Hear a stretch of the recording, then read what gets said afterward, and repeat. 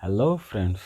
पिछला वीडियो में हमने 10वीं कक्षा में एक्सरसाइज 6.1 जो हमारा त्रिभुज है उससे संबंधित हमने बेसिक समरूपता एवं सर्वांग समता से संबंधित बातों को समझा था। आज हम 6.2 में जो हमारा बेसिक है जिसमें हमारा पहला थ्योरम है जो आपके एग्ज़ाम के दृष्टिकोण से भी बहुत ही इम्पोर्टेंट है, थेल्स प्रमेय। तो हम देखते हैं पहले थेल्स प्रमेय है क्या। तो स्टार्ट करते हैं। थेल्स प्रमेय का कथन है कि किसी त्रिभुज में एक भुजा के समानांतर खींची गई रेखा शेष जो दो शेष भुजाएं होती है उसे समान अनुपात में विभाजित करता है। अर्थात हम चलिए पहले कथन को लिख देते हैं। थेल्स प्रमेय, थेल्स प्रमेय थ्योरम है किसी त्रिभुज में एक भुजा के समानांतर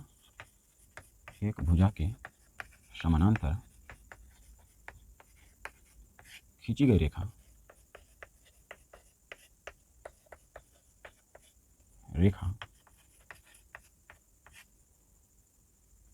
शेष दोनों भुजाओं को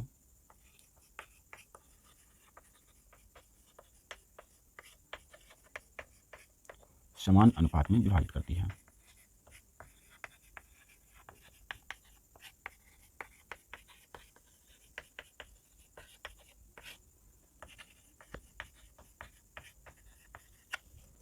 ये तो हमने कथन को लिख दिया। अब हम समझते हैं कि इसमें आखिरकार होता क्या है। जैसे मेरे कहने का अर्थ है कि मान लीजिए कि यदि हम एक ट्रायंगल बनाएं, सपोज दैट ये एक ट्रायंगल है ए बी सी, तो थ्योरम कहता है किसी त्रिभुज में एक भुजा के समानांतर, मान लेते हैं इस भुजा के समानांतर हम एक रेखा लेते हैं। सपोज दैट हमने इसके समानांतर ले लिया डी ई। इसके समानांतर जो हमने रेखा लिया तो वही कह रहा है कि खींची गई रेखा शेष दोनों भुजाओं को, शेष जो भुजा बचा था ए बी और ए सी, इसको समान अनुपात में विभाजित करता है। समान अनुपात कहने का मतलब कि ए डी बट्टा डी बी इसके बराबर होगा ए ई बट्टा ए सी।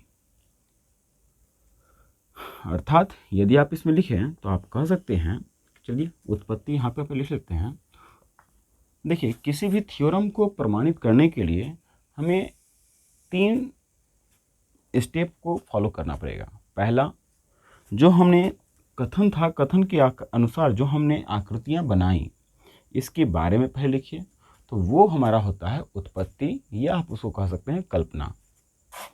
दूसरा, आवश्यकता के अनुसार यदि हमें इसमें किसी रचना की आवश्यकता हो तो यहाँ पर हम रचना भी करेंगे, तो वह होगा हमारा सेकेंड स्टेप। और थर्ड स्टेप होता है इसको प्रमाणित करने के लिए, उसका होगा प्रमाण। तो सबसे पहले हम जो यहाँ पे इस ट्रायंगल में दिया है इस बात को हमने, जिस थ्योरम के अनुसार हमने इस ट्रायंगल को बनाया और इसके अनुसार हम कथन को लिखते हैं। कैसे, सो देखें हैं।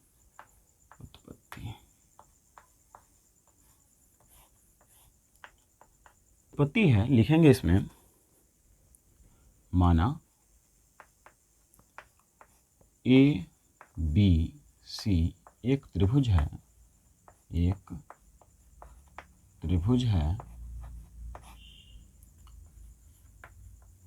जिसमें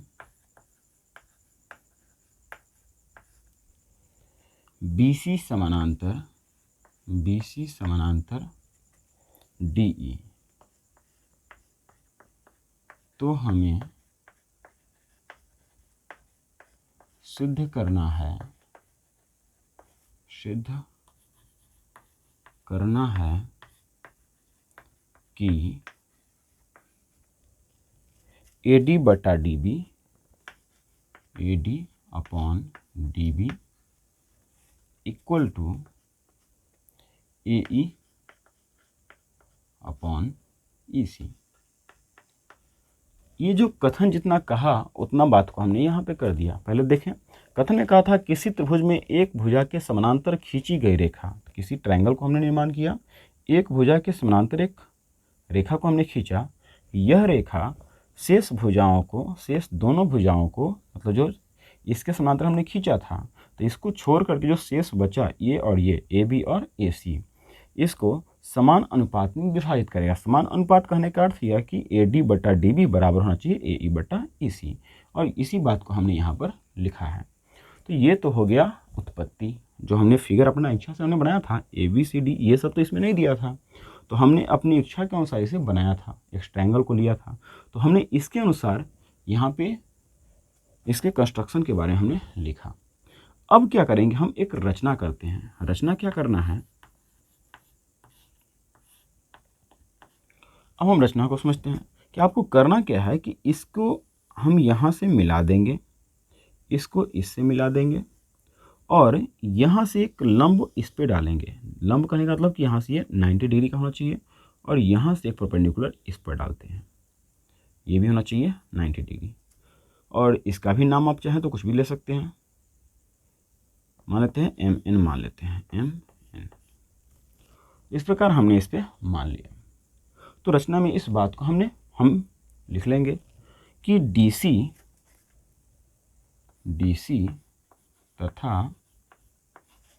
तथा BE को मिलाया,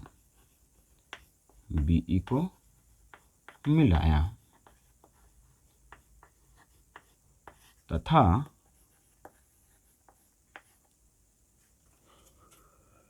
हमने क्या किया है कि AB पे लंब डाला है EM, तो EM लंब, ये सिंबल है लंब का, EM लंब AB तथा DN लंब AC डाला। तो जितना हमने यहाँ पे किया रचना, उस बातों को भी हमने यहाँ पर लिख दिया।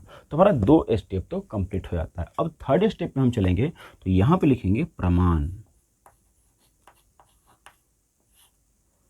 अब यदि हम प्रमाण की बात करें तो सबसे पहले, अब देखिए यदि हम इस ट्रायंगल को ले लें, तो यदि आप देखिए केवल इस ट्रायंगल को ADE को, तो इस ट्रायंगल में ये हो गया ऊंचाई।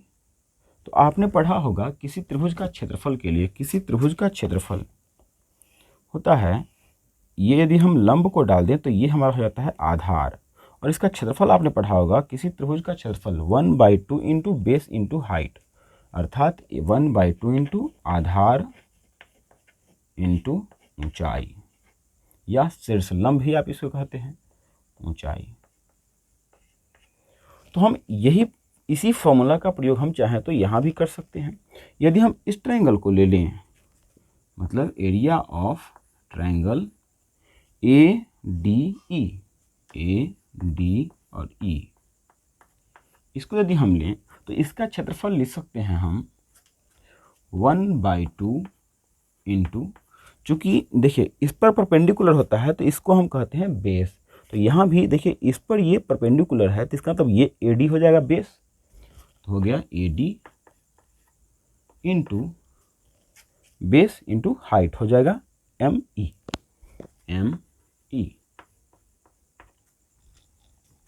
और यदि हम इस ट्रायंगल को ले लें, इस ट्रायंगल को, तो इस स्थिति में भी, अब देखिए अब समझते हैं हम इस बात को, एक और बात समझते हैं कि मान के चलिए कि हम यदि एक ट्रायंगल हम इस प्रकार से बनाएं,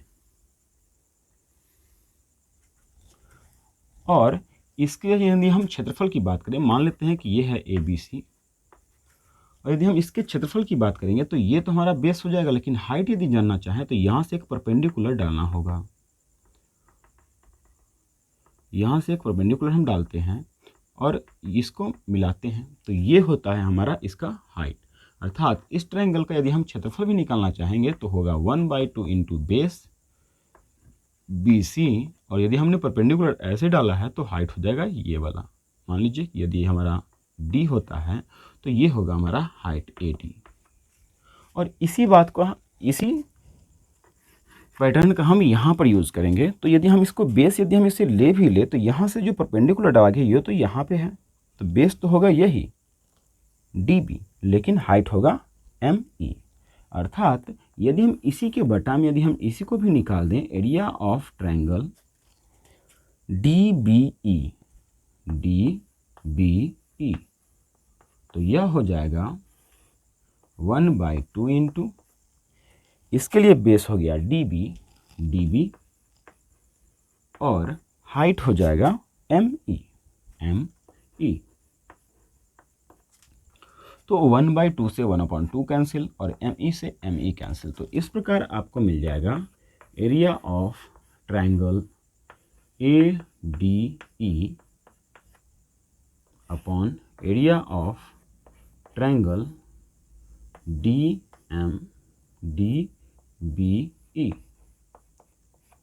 हमने लिखा एरिया ऑफ ADE और एरिया ऑफ DBE इक्वल हो जाएगा AD अपॉन DB। और ये हो गया हमारा इक्वेशन नंबर फर्स्ट। ठीक इसी प्रकार यदि हम, जैसे हमने इधर से लिया है, ठीक उसी प्रकार हम चाहें तो इधर से भी तो ले सकते थे। तो यदि हम यही काम फिर से हम करें, मतलब पुनः जैसे हमने यहाँ पे निकाला है उसी प्रकार से इधर से करते हैं। Area of triangle ADE, area of triangle ADE upon area of triangle CDE। इस ट्रायंगल को ले लें CDE, तो हमें मिल जाएगा 1/2 इंटू, देखिए उसमें हमने इसको बेस लिया था तो ये हमारा हाइट हुआ था। अब यदि हम इसी का एरिया निकालने में यदि हम इसको बेस ले लें, अर्थात AE को बेस लेंगे, तो हमारा हाइट परपेंडिकुलर क्या होगा, जिसको बेस लेते हैं उस पर जो लंब होता है उसे हम कहते हैं ऊंचाई, या उसी को हम कहते हैं शीर्ष लंब। तो बेस इसका है। अब यदि हम AE को यदि हम बेस बनाएं, बेस यदि हम AE को लेंगे तो परपेंडिकुलर हो जाएगा DN। तो DN हो गया हमारा परपेंडिकुलर अपॉन 1/2 इंटू, फिर से अब यदि हम इसके लिए ले रहे हैं तो बेस यदि हम इसी को लेंगे तो इसी पर ये लंब आगे की ओर जाएगा तो DN हो जाएगा। तो अब यदि हम बेस इसी को ले रहे हैं, इसके लिए नीचे वाले ट्रायंगल के लिए हम बेस ले रहे हैं इसी को, तो परपेंडिकुलर लंब होगा कौन सा, DN ही रहेगा, अर्थात DN। तो DN से DN कैंसिल और 1/2 से 1/2 कैंसिल। तो इस प्रकार हमें यहाँ से मिल जाएगा, हम मिटा देते हैं, इसलिए हम इसे लिख सकते हैं area of triangle ADE upon area of triangle CDE। तो इसका मान होगा AE/EC, AE अपॉन EC। इसे कर लेते हैं इक्वेशन नंबर सेकेंड। अब आपने पढ़ा होगा 9th क्लास का 9वां यूनिट, जिसमें आपने पढ़ा था कि दो समानांतर रेखा के बीच एक ही आधार पर बने त्रिभुज का क्षेत्रफल, मतलब समान आधार पर बने त्रिभुज का क्षेत्रफल हमेशा बराबर होता है। तो दो समानांतर रेखा के मध्य में यदि हम कोई भी ट्रायंगल बनाएं, ऐसे बनाएं या इसी को बेस मान करके, मान लीजिए हम बेस AB को बना रहे हैं तो आप ऐसे बनाइए या आप ऐसे बनाइए या आप ऐसे बनाइए, कैसे भी आप बनाओगे तो इस सारे ट्रायंगल्स का जो एरिया होगा, क्षेत्रफल होगा, वह हमेशा बराबर होता है। तो वही चीज़ यदि हम यहाँ पर देखें तो आपने पहले ही थ्योरम में क्या कहा है कि एक भुजा के समानांतर, अर्थात BC के समानांतर हमने DE को लिया था। तो जब ये समानांतर रेखा है तो सूत्र के अनुसार ये जो हम ट्रायंगल को देखें, इस ट्रायंगल को और इस ट्रायंगल को, तो ये दोनों ट्रायंगल एक ही आधार DE पर बना हुआ है। देखिए DE पर ही बना हुआ है ये भी ट्रायंगल और DE पर ही बना हुआ है ये ट्रायंगल भी, है ना। तो सूत्र भी तो वही कह रहा है कि 9th में जो हमने पढ़ा कि दो समानांतर रेखा के बीच समान आधार पर बने त्रिभुजों का क्षेत्रफल समान होता है, तो उसी के अनुसार यहाँ पर हम लिख सकते हैं कि एरिया ऑफ DBE और एरिया ऑफ CDE ये दोनों क्या होगा, बराबर होगा। तो चलिए हम यहाँ पे थ्योरम भी लिख सकते हैं जो आपने 9th में पढ़ा था, चूँकि दो समानांतर रेखा के दो समानांतर रेखा के मध्य एक ही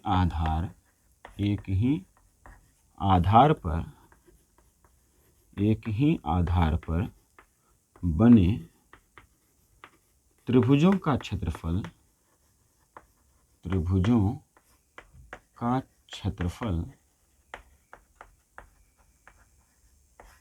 समान होता है। इसी कारण से यहाँ पर हो जाएगा एरिया ऑफ ट्रायंगल DB। यहाँ से देखिए हम नाम लिया था DBE, तो DBE ट्रायंगल DBE इसके बराबर होगा एरिया ऑफ ट्रायंगल CDE, क्योंकि दोनों एक ही आधार D पर बना हुआ है, CDE। इसलिए समीकरण 3 से हम कह सकते हैं, समीकरण 2 से आप लिख सकते हो कि एरिया ऑफ, इसे मान लेते हैं इक्वेशन नंबर 3, और यहाँ पे लिखते हैं समीकरण 2 तथा 3 से। यहाँ पे यदि आप लिखना चाहो तो लिख सकते हो एरिया ऑफ ट्रायंगल ADE बट्टा एरिया ऑफ ट्रायंगल CDE जो है, CDE यह बराबर हो गया है DBE के। तो CDE के इसके जगह पे हम इसको भी तो लिख सकते हैं। तो यदि हम इसको लिखें तो यहाँ पे लिखाएगा DBE, जो दोनों मान क्या होगा, और बराबर में AE बट्टा EC है, तो AE बट्टा EC, और इसे हम मानते हैं इक्वेशन नंबर 4। अब यदि आप इक्वेशन फर्स्ट को देखो और इक्वेशन 4 को देखो तो दोनों का LHS समान है। तो समीकरण 1 तथा 4 से, चूंकि दोनों का LHS समान है इसलिए हम इसके RHS को भी बराबर लिख सकते हैं। तो लिखा जाएगा AD बाई DB बराबर AE अपॉन EC, और यही कहता है हमारा थेल्स का प्रमेय प्रूव्ड।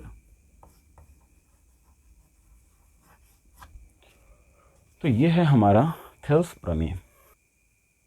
नेक्स्ट है थ्योरम, इसी में थेल्स का विलोम। देखते हैं पहले कथन क्या है। इसका कथन तो है कि किसी त्रिभुज में दो भुजाओं को समान अनुपात में विभाजित करने वाली रेखा तीसरी भुजा के समानांतर होती है। तो चलिए यहाँ पर पहले लिख लेते हैं, चूंकि थेल्स का विलोम, पहले थेल्स का विलोम।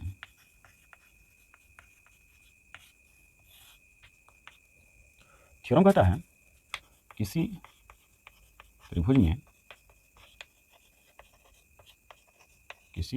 में दो भुजाओं को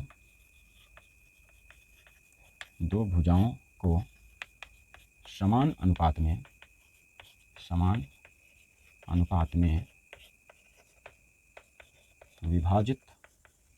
विभाजित करने वाली रेखा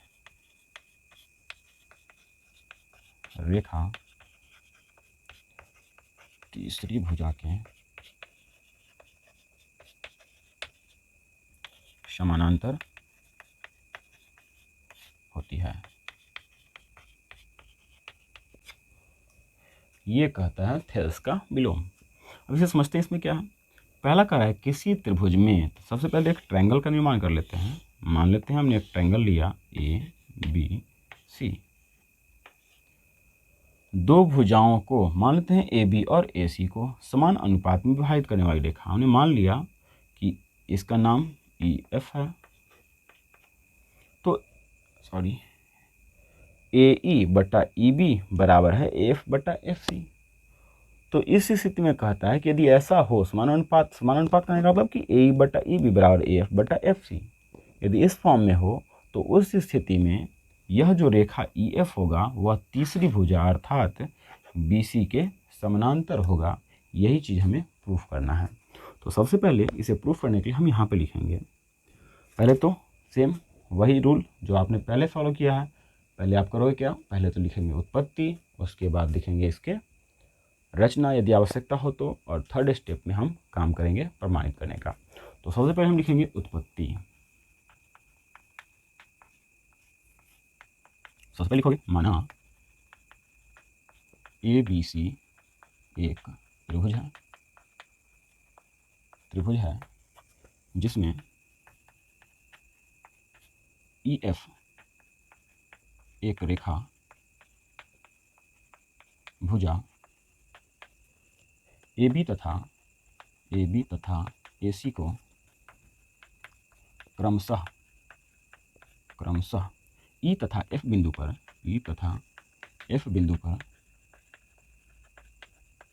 इस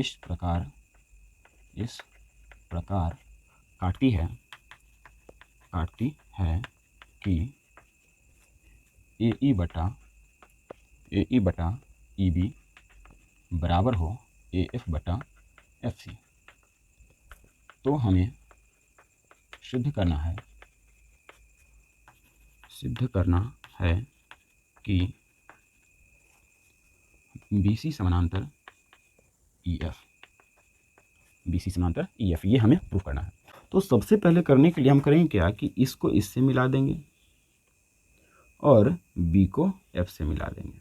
रचना हम कर रहे हैं तो यहाँ पर लिखेंगे रचना में हमने क्या किया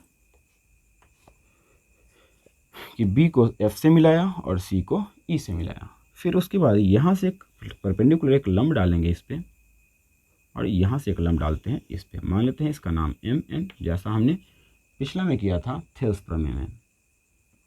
तो इसी बात को भी हम यहाँ भी लिखेंगे। फिर से रचना में क्या किया हमने, CE और BF को मिलाया, CE तथा BF को मिलाया एवं इसका हमने क्या किया, FM लंब डाले हैं AB, FM लंब AB तथा CN लंब AC डाला। यदि इतना करें तो यहाँ के बाद हम चलेंगे थर्ड स्टेप अपना प्रमाण पे। प्रमाण में क्या कहता है तो सबसे पहले तो हम सेम प्रोसेस फॉलो करेंगे जो हमने पीछे किया था। क्या, तो देखते हैं कि एरिया ऑफ ट्रायंगल AEF बट्टा एरिया ऑफ ट्रायंगल EBF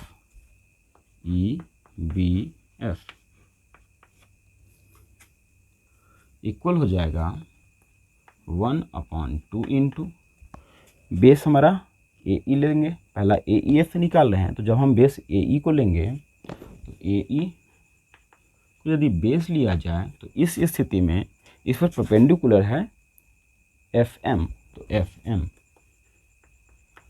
ठीक उसी प्रकार जब हम नीचे इस ट्रायंगल के लिए CB इसको हम बेस लेते हैं BAE को, तो हमारा परपेंडिकुलर हो जाएगा MF या FM। हमने BE को लिया तो हो गया परपेंडिकुलर FM। तो यहाँ से देखें तो इससे ये कैंसिल और इससे ये कैंसिल, तो हमें मिल जाएगा एरिया ऑफ ट्रायंगल AEF बराबर बट्टा में आ गया एरिया ऑफ ट्रायंगल EBF, और बराबर में हमें मिलेगा AE/BE, और ये होगा हमारा इक्वेशन नंबर फर्स्ट। पुनः फिर से यदि हम देखें इसी प्रकार सेम पैटर्न है जो हमने थेल्स में फॉलो किया है कि AEF, फिर से हम यही ट्रायंगल को ले रहे हैं ऊपर में एरिया ऑफ ट्रायंगल AEF, अब बट्टा में आ जाएगा एरिया ऑफ ट्रायंगल फिर से CEF CEF, CEF बराबर हो जाएगा, पहले हम इसको हम लेते रहे हैं, तो पिछला में ऊपर वाले में हमने इसको बेस लिया था तो ये हुआ था परपेंडिकुलर। अब यदि हम बेस इसको ले लें, मतलब AF को यदि बेस लें तो परपेंडिकुलर हो जाएगा CEN। तो बेस ले रहे हैं AF, तो परपेंडिकुलर हो जाएगा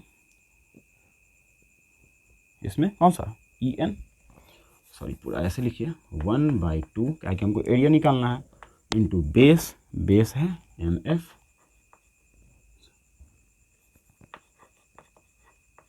तो इस पे परपेंडिकुलर है EN। ठीक इसी प्रकार बेस, अब इस ट्रायंगल के लिए हम यदि बेस लेते हैं FC, तो परपेंडिकुलर हो जाएगा EN,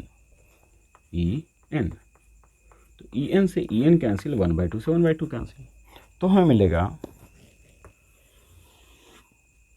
area of triangle AEF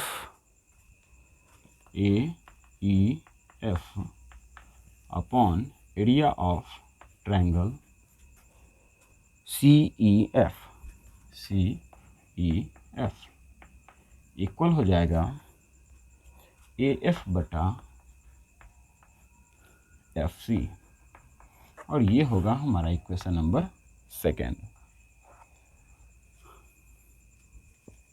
अब यदि आप उत्पत्ति को देखें तो उत्पत्ति कहता है कि AE बटा EB बराबर है AF बटा FC।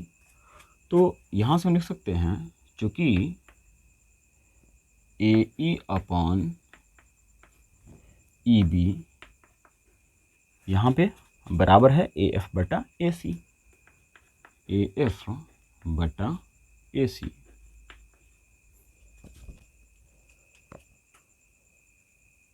ये AC गलत है, AF बटा FC यहाँ पर आना चाहिए था, FC। AE बटा EB बराबर AF बटा FC। चलिए अब ठीक है, इसे भी कर लेते हैं FC। यहाँ पे हम लिख सकते हैं, इसलिए समीकरण 2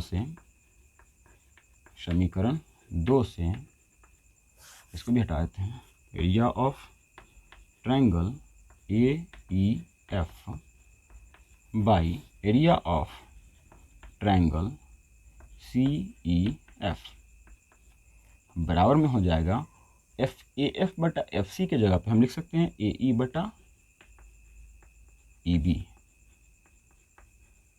इसको मानते हैं इक्वेशन नंबर 3। अब यदि हम इक्वेशन 1 और इक्वेशन 3 को देखें तो दोनों का RHS इक्वल है, तो हम लिख सकते हैं समीकरण 1 तथा 2 से हमें मिल जाएगा area of triangle AEF upon area of triangle EBF equal में एरिया ऑफ ट्रायंगल AEF एक बटा में हो जाएगा एरिया ऑफ ट्रायंगल CEF। अब यदि देखें तो ऊपर वाला यहाँ पे और ऊपर में इसका दोनों सेम है, तो इसका मतलब इसके बराबर ये हो गया। क्रॉस यदि मल्टीप्लाई करें, क्योंकि यहाँ पे कुछ नहीं, मतलब 1, यहाँ भी 1, क्रॉस यदि मल्टीप्लाई करें तो हमें मिल जाएगा area of triangle EBF equal area of triangle CEF। देखिए यदि दोनों को ध्यान से, तो BEF कहाँ पे है, तो BEF ये ट्रायंगल है, और दूसरा है CEF, तो CEF देखिए कहाँ है, ये रहा। तो 9th में ही आपने एक और थ्योरम पढ़ा था कि दो रेखा के मध्य, हम थ्योरम समझा रहे हैं कि दो रेखा के मध्य यदि त्रिभुजों का क्षेत्रफल, एक ही आधार पर बने त्रिभुज का क्षेत्रफल यदि बराबर हो, दो रेखा के मध्य एक ही आधार, मान लेते हैं कि ये ए बी हम ले रहे हैं, तो ए बी पर यदि इसका क्षेत्रफल बराबर हो तो इस स्थिति में ये रेखा और ये रेखा एक दूसरे के समानांतर होती है। तो आप यहाँ पर चाहें तो इस थ्योरम को आप लिख भी सकते हैं इसके बाद कि चूँकि दो रेखा के मध्य एक ही आधार पर बने त्रिभुजों का क्षेत्रफल समान हो तो वे रेखाएं समानांतर होती है। ठीक है, तो चलिए यहाँ पे लिख देते हैं, चूँकि दो रेखा के मध्य एक ही आधार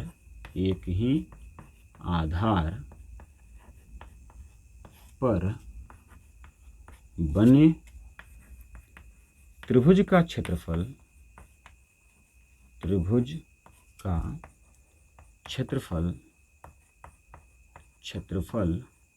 समान हो